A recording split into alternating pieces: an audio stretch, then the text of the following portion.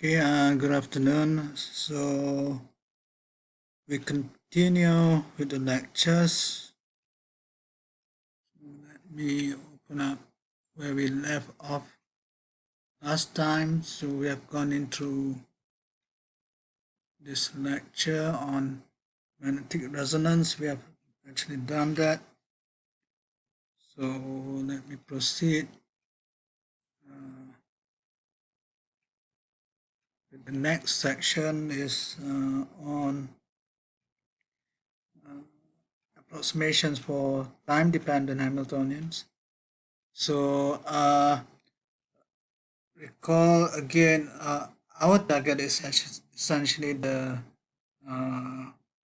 time-dependent perturbation theory. So what we have done so far is to introduce time-dependent Hamiltonians, but we'll look at two different limits of how this Hamiltonian changes with time. So there are two extreme cases that one can think of. First is the idea of Hamiltonian, which is rapidly changing with respect to this time dependence. And then the other one would be slowly changing Hamiltonian changes with respect to time dependence. Okay.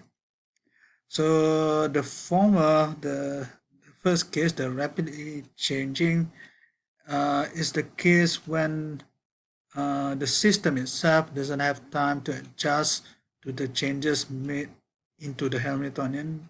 Okay, so the physical system, okay, one has to think of the states of the system is different from the dynamics in some sense. So the states of the system will have its own what you call behavior, which would, in terms of its dynamics, depends on the Hamiltonian. But the Hamiltonian itself will have changes because of the explicit time dependence. So this is the thing that sort of complicates the things a little bit. And the rapidly changing case where you have your Hamilton changes very rapidly with respect to the time dependence, one can make some assumption in a way that the state of the system before and after the change in the Hamiltonian is the same. Okay, so the system in the same state. Okay, even after the change in the Hamiltonian, and this is what we call sudden approximation. Okay, so the idea, the system itself doesn't have time to respond to the changes of the Hamiltonian itself. Okay, so generally what one has is the following. Okay, the change of Hamiltonian, for example, one could begin, for instance, the initial state. Okay, maybe no, it could be the eigenstate of Hamiltonian. Okay, but since the Hamiltonian changes with respect to time, okay, when it changes, that eigenstate may no longer be an eigenstate of the Hamiltonian at the different time. Okay, so in other words, one has to consider that, okay, in general, okay, that possibility. So the system may no longer be the eigenstate of the transformed Hamiltonian. Example given in the book is the case where one looks at the helium ion, okay, the electronic states of helium ion following the decay of a tritium atom. Tritium atom, if I'm not mistaken, is the one with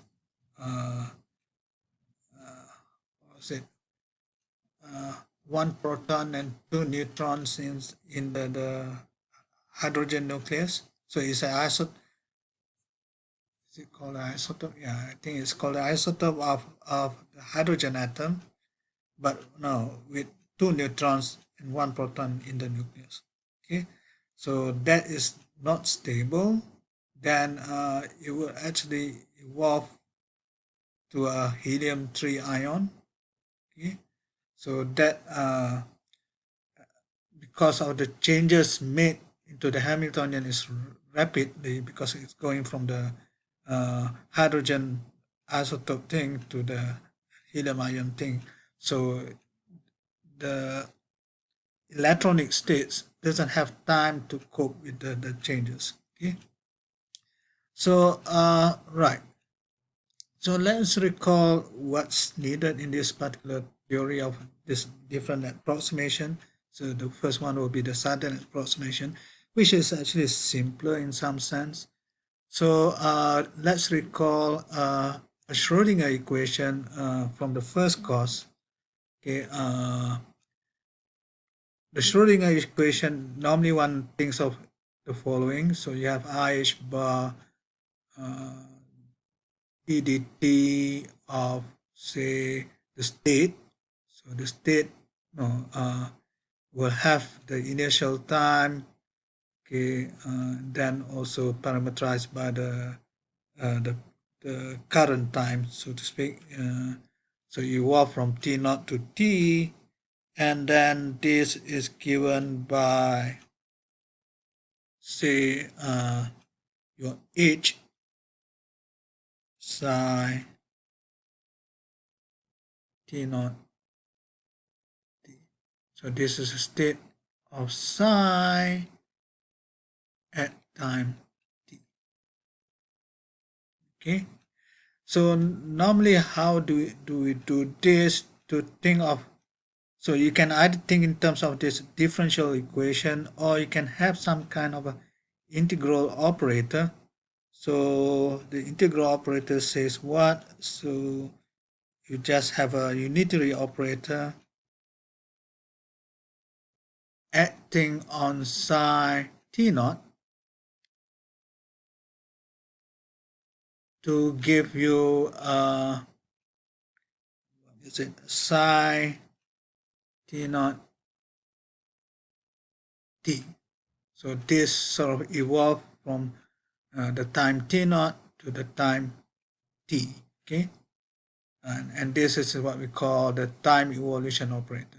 I'm not quite sure whether this has been introduced by the other lecturers or not. But if you have some queries, you can refer to my notes, which I believe is already there in the Putra Blast. But okay, having introduced this equation, so one can substitute this inside your Schrodinger equation, time-dependent Schrodinger equation. Then essentially what we have is a Schrodinger equation for the time evolution operator itself. Okay. Right. Now, what's going to happen is, no, we can actually solve this. Okay. One can actually solve this by looking at, you can, in fact, you can do the, in the case of, okay, that's in the case of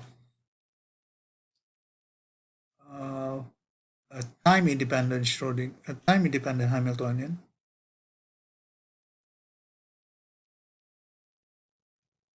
one can actually solve this differential equation to give you utt naught equals to exponential minus I h t minus t naught on h bar. Okay, this is the case for the time-independent Hamiltonian. But when it comes to a time-dependent Hamiltonian, one cannot simply integrate this equation. So rather one has to do some series of integral going from one time step to another time step. Perhaps this will be introduced later on in the time-dependent perturbation theory. Okay. So, okay, So in other words, there's a complication when you have your Hamiltonian to be time dependent. Okay.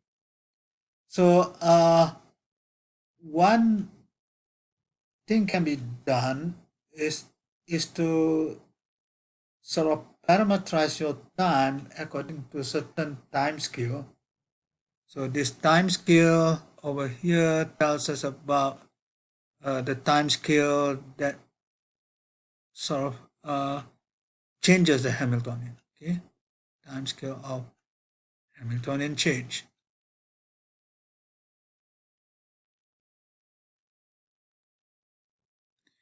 Because remember the idea is now you have this uh, time dependence of the state and time dependence of the Hamiltonian.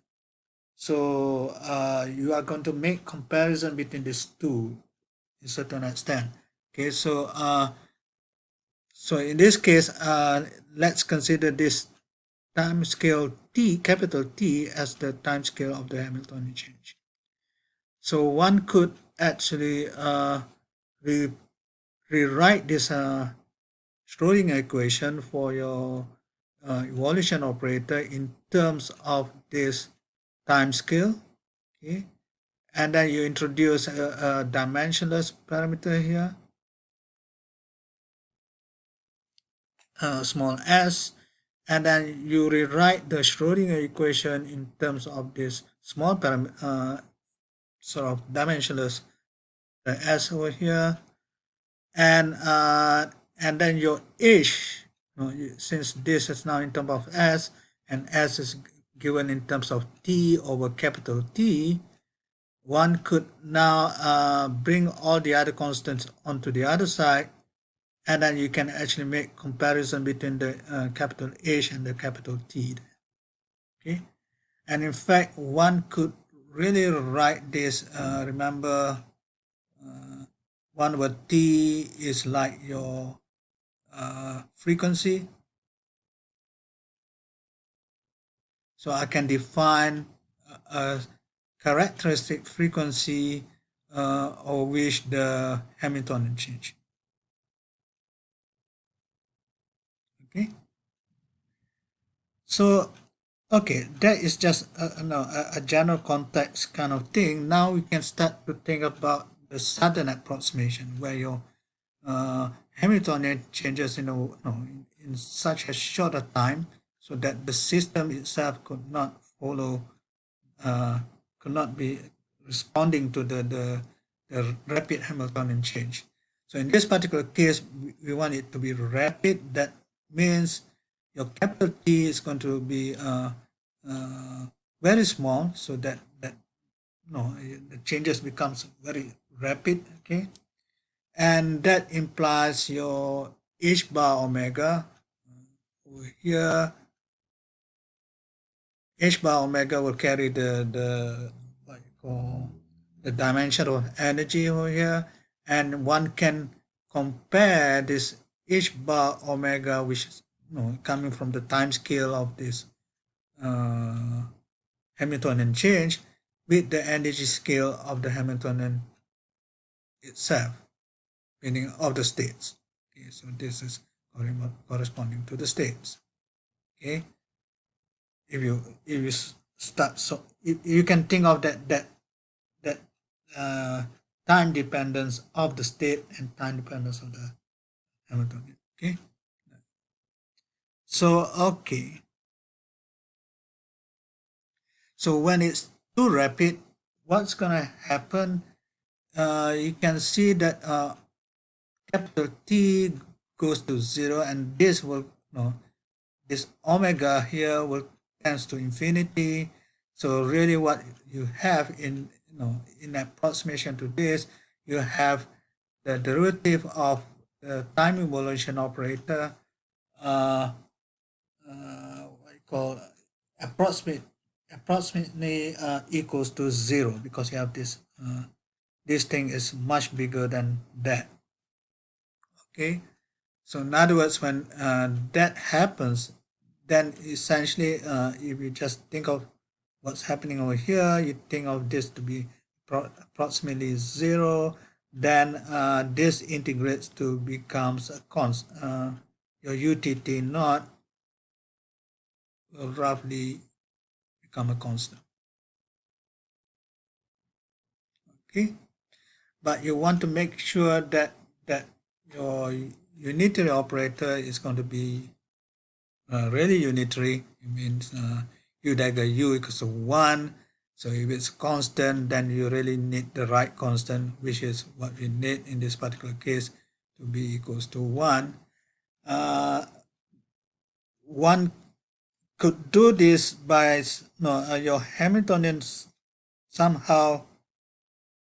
You can redefine your Hamiltonian by some arbitrary constant. In this particular case, in order for you to set up this to be following this particular property, okay, so you can think of something like your Hamiltonian goes to Hamiltonian plus some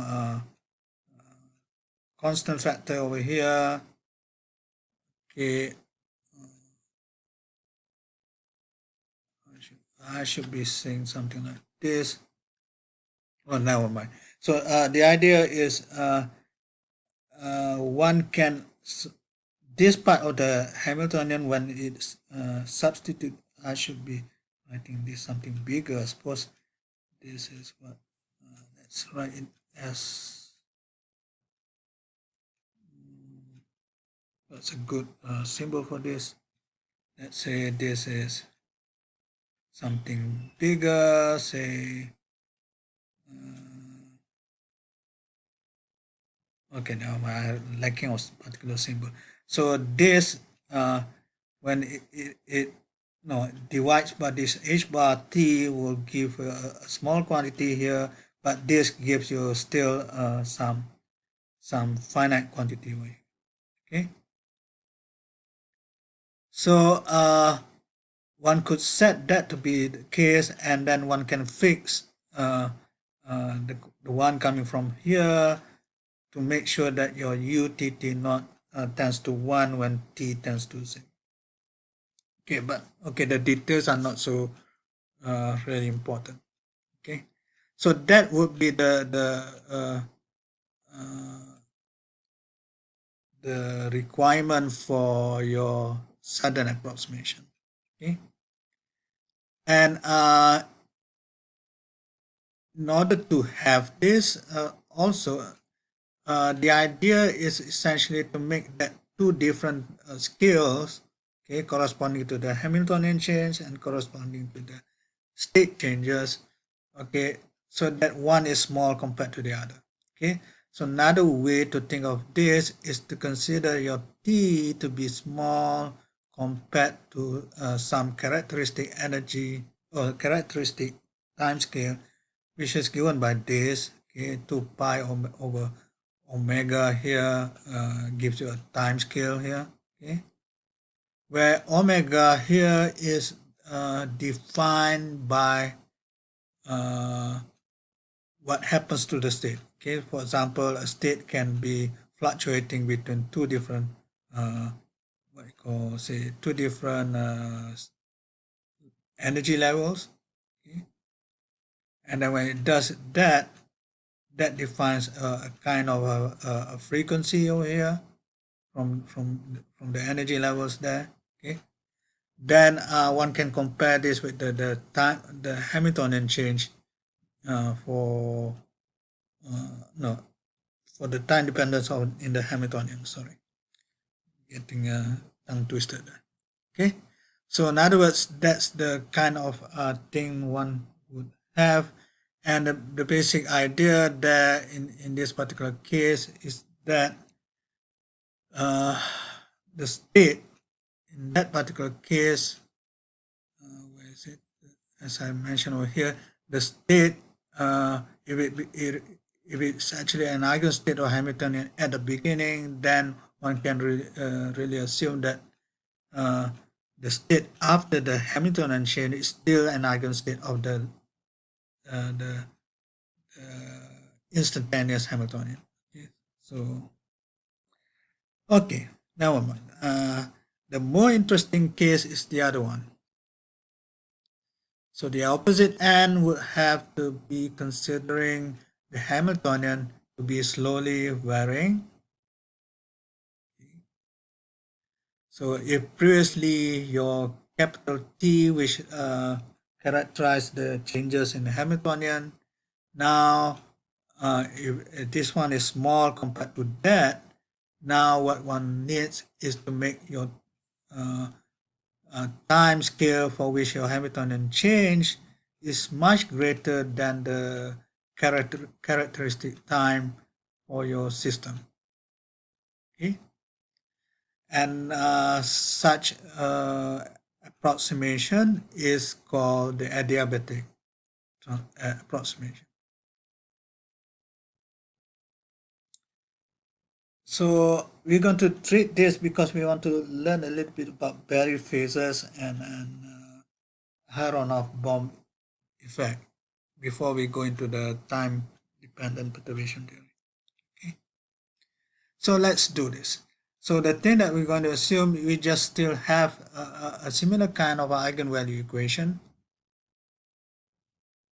okay, which states that at time t, there will be a state which is also changes with respect to time. Okay, you have this eigenstate of that instantaneous Hamiltonian at time t will give you an eigenvalue which depends on time now, okay, multiplied by the eigenstate of that Hamiltonian at that time t. Okay, so that would be essentially this is like in the previous case it's called the time independent Schrodinger equation, but now this is actually time dependent, so we cannot really name that. Okay, but in the general case, what one has is what we call the this would be okay because it's time dependent. Is the time dependent Schrodinger equation for which you have the state, the general state, okay, is actually determined by the Hamiltonian, but not at that particular time only. Okay, and that determines the dynamics of this state at that time. Okay, so how one can actually do this is to consider again. Think of your expansion in terms of the eigenstates of energy, but now there are two time dependence. Just like I think we have discussed it at some point. I can't remember where it was the sections before. Let me just check.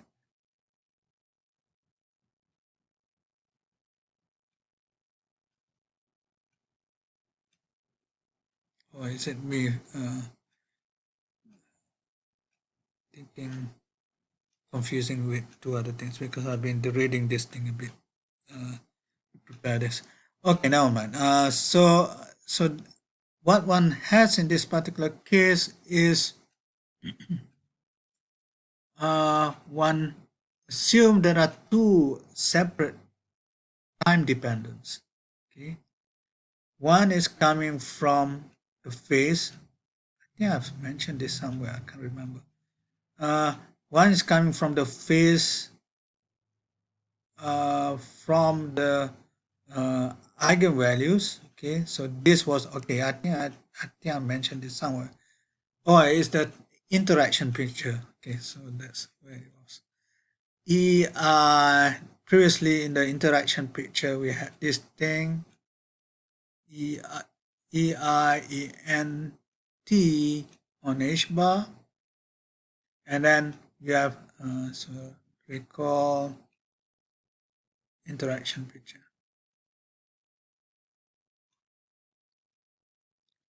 So we make two factors over here. One is that, and the other one is essentially from the coefficient itself. So we can assume that kind of factor time dependence. So one you have over here, and the other one is from the coefficients. Okay, so expanding with respect to the energy eigenstates correspond to the earlier eigenequation there.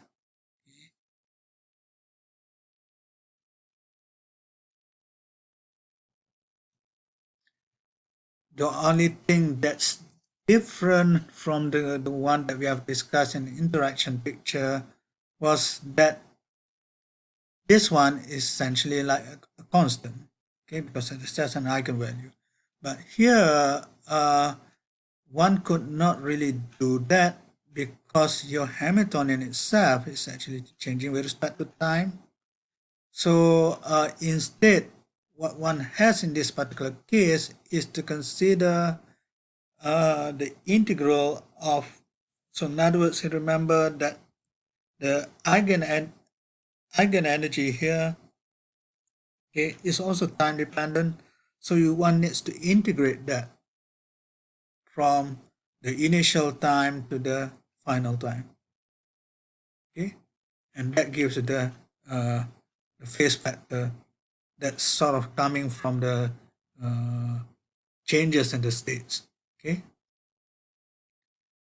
so the one that one needs to find out now is essentially that, okay, just like in the case of the interaction picture that we have seen before.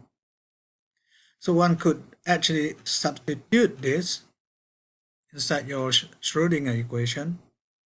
Okay, one over here, and then one could get an equation that tells us how your coefficient changes. Okay. Excuse me.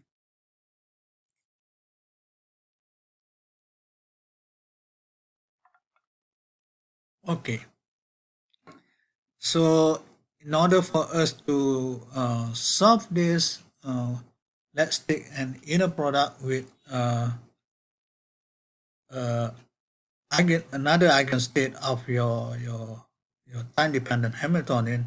Okay, using and then one also assume the autonomality of the eigenstates at equal times, because remember your each is changing with respect to time. So you have to specify the basis that you have over here, the autonomous basis over here, is at that particular time.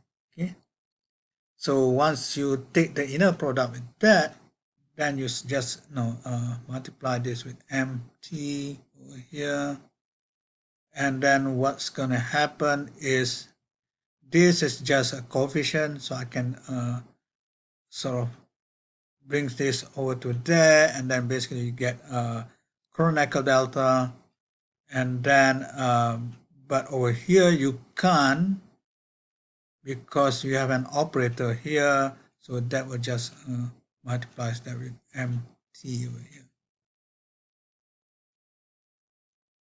Okay, so and then the autonomality with of mt with nt, so that gives you c dot mt here.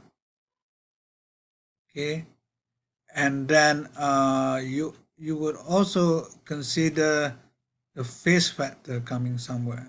Okay, let me just, I think probably one needs to go back to the original Schrodinger equation, where you would have to consider, oh no, I don't need that. I would just remember I still have that. Okay, still have that, but when it multiplies the Kronecker delta, this becomes ei theta mt. Okay, and then that multiplies the cn dot t. But now this thing I will move it to the other side. Okay, and that gives you the minus theta mt over here. Okay, and this theta nt is still multiplying this term, so that you get that. Okay, so essentially this would be the sort of couple differential equation that one needs to solve. Okay? Uh, but here one has to remember there are two things. One is this uh, derivative of time of the coefficient, but you also have the derivative of this state. Okay, the time derivative of the state. So the time derivative of the states, one uses the earlier uh, Schrodinger. This is the eigen equation. So there one uses that instead, and one gets this. Okay, coming from the combining the Schrodinger equation with the eigenvalue equation. And when you do that, then you can start combining the two, okay? Combining this and that to give this particular more complicated stuff, okay? Which is really, no, it doesn't look like the solution. This is considered as a formal solution to the uh, uh, to the equation that we had earlier. Okay.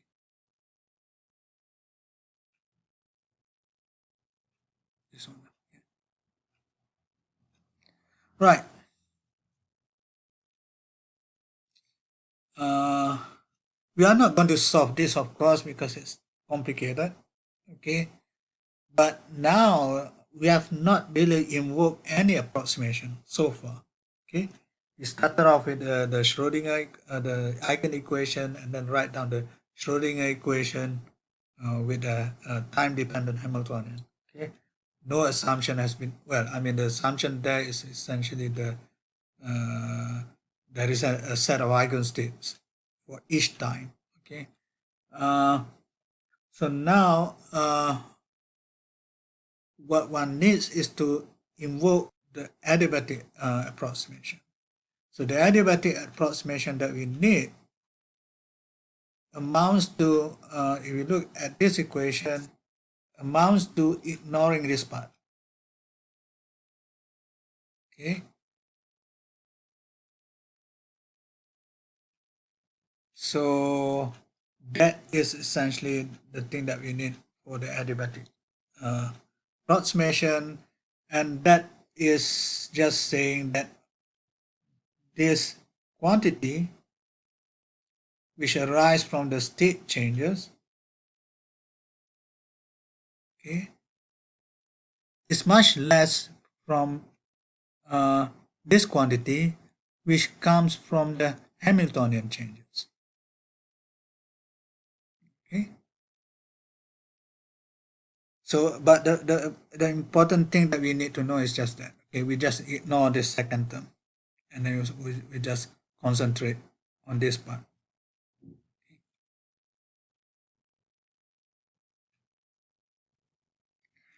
So, okay, once you do that, then you are able to solve this in a way. So one essentially solve your time dependent coefficient. Remember the time dependence comes into two factors here. So one is in the coefficient. Now you can actually integrate that. Okay, and the integration involves this phase factor, where your phase factor is coming from this phase, which is actually appearing inside over here. So it's just an integration of that. Okay, excuse me. So if one looks at that, okay, what else can we say about that? Well, one of the things that we need to consider, remember the assumption is that there is a set of eigenstate, and one can assume that these eigenstates are going to be normalized. okay, for each time. So if you take the differentiation of this thing with respect to time, and that will give you 0, and that amounts to saying what? So remember there are two factors here, one from the cat and one from the bra, one from the cat. So you just take the time derivative of those two, then you get these two terms, and this implies when you add these two terms equals 0 implies that you have this condition. So that's in this condition implies that your gamma and t has to be real. Or since there's an I over here, this integral will have to be imaginary. Okay. Okay. So finally, we come to the point. Okay. The other thing is, of course, like we said before, the eigenstate n at time t equals 0 will remain in the eigenstate nt at time t non equals 0. Okay. And this is assumed in some sense. Hence, what's going to happen is that remember that the two factors of the time dependence over here. This one is coming from the states, and this one will come from the changes of the time dependence of the Hamiltonian. So this is essentially what we have at this stage. Okay, so that's essentially what we have. So that's I think that's it. Okay. Okay, now let's move on. For this one, I haven't finished typing it. Okay, we will be talking about the Berry phases. So remember the two time dependence coming from there. This one is coming from the states. This one is coming from the evolution of your Hamiltonian. Okay, so this phase factor is given by that. Okay. Now, how to find out what this phase factor is, or this phase, is actually quite difficult because this is an integral with respect to time, and one should be able to parameterize this time dependence in a different way so that one could actually do the differentiation itself with respect to the parameter. Okay, so this is what we're going to do next. So one of the assumptions that one has over here is that your Hamiltonian changes are going to be parameterized by a vector parameter which is given by r of t. R over here is not necessarily your position, it could be any particular vector. Okay, an example would be your R could be actually related to your magnetic field, okay, which we'll come to a particular example of that. Okay, so in other words, the time dependence here sort of become implicit inside the time dependence of this R of t. Okay, similarly for the states. But once you do that, this time derivative now, one needs to consider this parameter capital R of t, no, how it changes with respect to time. Okay, so in other words, what one has in this particular case is that this time derivative using kind of chain rule becomes the gradient. Okay, and the gradient is actually it depends on what space we are talking about here. It could be an abstract space, but in this case, it's just your spatial degrees of freedom, and it has to be following this particular direction of capital R. Okay, so what one has in this particular case is the following. This whole thing now, you remember, is inside this phase. Okay, the integral in the phase there. So you can replace your dt here by dr dt dt, and that becomes a line integral.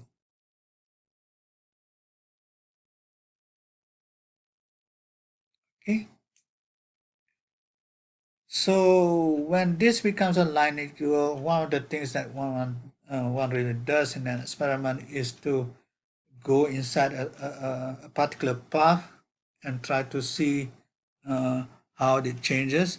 And of particular interest to us is when you have a path that closes onto itself. Okay?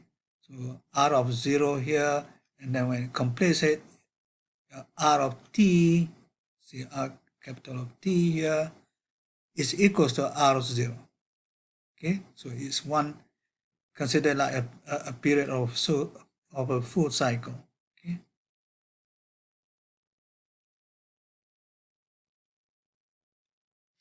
so in the end, if you want impose that kind of cyclic variation, so to speak, then your vector r, the parameter that sort of parameterizes the time dependence of the Hamiltonian, will go no, we'll have to see the changes of that Hamiltonian with respect to this cycle thing. Okay, and this is essentially the thing that people uh, sort of what you call be able to measure in some sense. Okay, because what happens is that you can compare the initial phase with the final phase. If it's not the same, then no, you actually uh, you no, you actually can compare this phase and it's observable in experiments. Okay, so one of the things that people introduce is to consider this quantity, which is coming from there now, okay, as a field. And if you understand about gauge field, this is really like a gauge field. Okay, so if I introduce this field, because this depends on R, okay, plug it into this one, so I get A dot dr. Okay, over integrated over cycle C, and one could sort of change this cyclic line integral, the closed loop integral, using Stokes theorem, and then you get well, when you do this, you get a curl of this gauge field. Okay, del of A, and the integral will be a surface integral. Okay, which is this dA represents the area inside the loop. Okay, so this is the loop C. So this will be the area. Well, the element of dA will be the one that sort of fixes this area. Okay, and this is something already familiar. Okay, because del cross A looks like your magnetic field. Okay? And this is the kind of thing that people introduce, uh, and this is actually called a berry phase, corresponding to its founder. The one who discovered this is Sir Michael Berry. Now, why and Sir Michael Berry's paper, the original paper is in the early 1980s. And you would have thought that all these things would have been known much earlier before that. But what happens is that people always assume all these phase factors are not going to play an important part when you do make predictions, okay? Because it's just a phase factor, it's just like a number, and then your states are defined modulo this phase factor. So they thought that, okay, this phase factor is not important, but yes, it so happens in this particular case of the adiabatic approximation, there is an observable effect.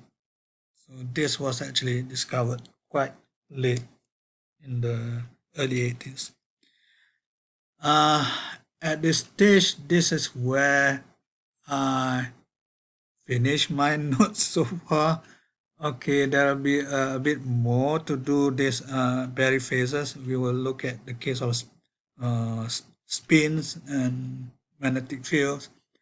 Uh, but well, this is supposed to be the last lecture, okay? But can I discuss with you now to have at least another one replacement lecture?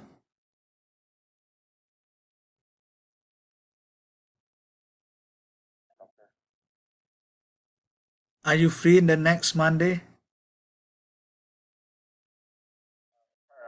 No, sorry, doctor. So when precisely can you have the replacement? Tuesday. Uh, everyone else? Tuesday is okay. So what time would you like to? Well, let me check my diary as well. I think I'm just worried about. Uh, Let me check my calendar here. There was supposed to be a faculty meeting. I'm not quite sure it's in the afternoon.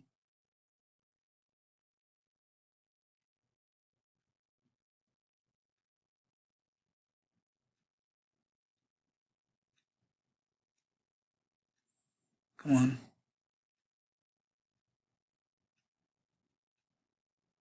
Oops. Okay. It's not stated here, but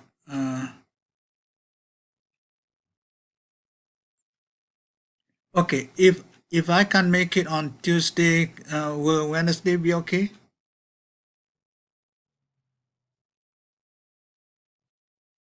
Anyone? Because I know there's a faculty meeting coming up. I'm not quite sure precisely what time. As it is, I already have in this Tuesday afternoon. I think this is just the evaluation of your FYP presentation, if I'm not mistaken, right? When is your FYP presentation? Okay, that's why you don't want it on Monday. Okay, right. Okay, in that case, if there is no faculty meeting in the morning, then we can have it on Tuesday. Otherwise, we have it on Wednesday morning. Okay. So I will confirm this later on. I will give you the link. Okay. Just I don't want to make it on Friday because no, there's so many things to complete by Friday, so that's why. Okay. So I think that's it for today. Let me just get the attendance.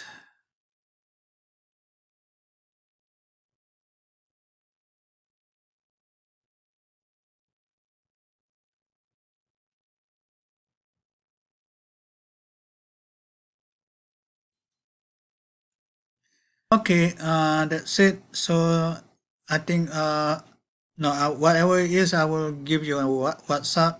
And again, for the final, just like the case of special relativity, there will be an assignment I will be giving to you, but you do not need to hand it in. You just need to attempt it first, and then I will give you solutions later on. Okay. And then the other thing is again the quiz. Okay, there will be a quiz somehow. I need to give you that quiz. And your SCL, how is it going? We're working on it, Doctor. Okay, SCL, what you can do, I don't need to put a Google folder or anything like that because there's only one group. Okay, you have to do it in a group because that's part of the training. You need to be able to interact with each other. So you just email me, okay, for the SCL. Doctor. When is it due? By this week, right? Before weekend?